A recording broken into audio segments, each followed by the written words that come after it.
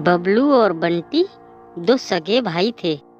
उन दोनों में बंटी थोड़ा समझदार था और बबलू कामचोर था। वो कुछ मेहनत नहीं करना चाहता था। एक दिन वो अपने पापा के साथ खेत पर होते हैं। बापू, हम दोनों घर जा रहे हैं। बहुत भूख लगी है और लाइट भी चली गई।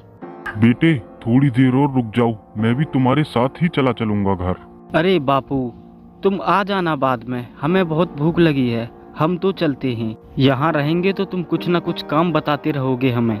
ऐसा बोलकर दोनों भाई वहाँ से चले जाते हैं और बेचारा बूढ़ा बाप वहीं खड़ा खड़ा सोचता है।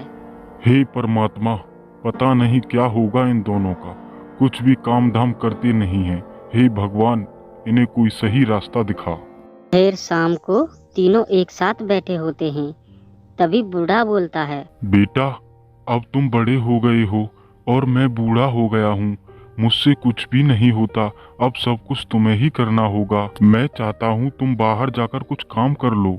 बाबा, ये आप क्या बोल रहे हो? हमें काम करने की क्या जरूरत है? और वैसे भी अभी तो हम बहुत छोटे हैं।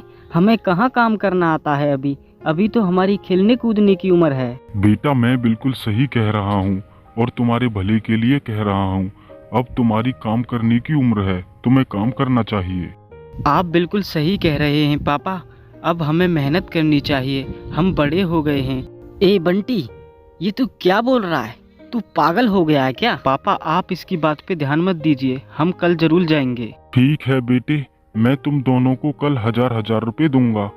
1 साल बाद वापस आके वो पैसे तुम्हें डबल करके लौटाने होंगे। अगले ही दिन सुबह होते ही वो दोनों तैयार हो जाते हैं। बेटे, पहली बार तुम काम करने के लिए बाहर जा रहे हो। वहाँ जाकर किसी से फालतू मतलब मत रखना और ना ही किसी से फालतू की बातचीत करना। अपने काम से काम रखना। ये लो अपने पैसे। फिर बाबा उन दोनों को 1000 रुपए देता है और पैसे लेकर वो दोनों भाई वहाँ से चले जाते हैं। और बाबा वहीं खड़ा खड़ा सोचता रहता है और बोलता है, हे परमेश्वर, इन दोनों बच्चों का ख्याल रखना और इन्हें सही रास्ता दिखाना। इन्हें इनकी मंजिल तक पहुँचाना।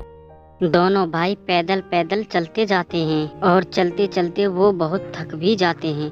फिर वो दोनों आगे चल के एक पेड़ के नीचे जाकर वहीं बैठ जाते हैं।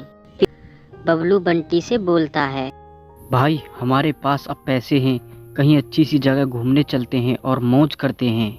नहीं भाई, वो पैसे हमें पापा ने हमारे खर्चे के लिए दिए हैं। हम उन्हें ऐसे फालतू में नहीं उठा सकते। अरे यार, तू भी पता नहीं कैसी कैसी बात करता है। खर्चे के लिए हम और पैसे कमा लेंगे ना, उसमें क्या तकलीफ है? नहीं भाई, हम पैसे कमाने के लिए घर से बाहर आए हैं। पैसे कमा कर ही वापस जाएंगे। फिर वो दोनों खड़े हो जाते हैं। ठीक है भाई, जो तुझे अच्छा लगे वो तू कर। जो मुझे अच्छा लगेगा मैं वो करूँगा। मैं जाता हूँ इस तरफ और तू जा अपनी साइड। ठीक है भाई, लेकिन मैं कहता हूँ एक बार और सोच लो। कहीं ऐसा ना हो बाद में तुम्हें पछताना पड़े। मैंने सोच लिया मुझे क्या करना है। अब तू अपने रास्ते जा और मैं अपने रास्ते जाता हूँ। फिर बबलू बंटी को वहीं छोड़कर वहाँ से चला जाता है और बंटी वहीं खड़ा खड़ा सोचता रहता है। 1 साल बाद बाबा घर पर बैठा बैठा सोचता रहता है, आज मेरे बेटों को घर से गए हुए पूरा 1 साल हो गया है। पता नहीं क्या कर रहे होंगे दोनों, कैसे होंगे। हे प्रभु, मेरे दोनों बच्चों का ख्याल रखना। तभी बबलू और बंटी 1 साल बाद अपने घर वापस आ जाते हैं। मेरे बच्चों, आ गए तुम। तुम्हें पता है, मैं अभी अभी तुम्हारे बारे में ही सोच रहा था। हाँ पापा, अब हम आ गए हैं। अब आपको चिंता करने की जरूरत नहीं है। हाँ पापा, अब आपको चिंता करने की बिल्कुल भी जरूरत नहीं है। बेटे, जाते वक्त मैंने तुमसे एक बात कही थी, वो बात तुम्हें याद है ना? हाँ बाबूजी, हमें सब कुछ याद है। ये लो आपके पैसे। फिर बंटी अपने पापा को 2000 रुपए वापस कर देता है। क्या हुआ बबलू बेटे, तुम्हारे पैसे कहाँ हैं?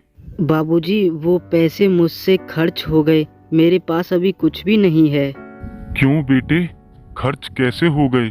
तुमने वहाँ जाके क्या किया था? बाबूजी, सच बताऊं तो मैंने वहाँ कोई मेहनत नहीं की, कोई काम वाम नहीं किया। जो पैसे आपने दिए थे उससे बस ऐश मौज की। और बंटी बेटे, तुमने क्या किया था वहाँ जाकर?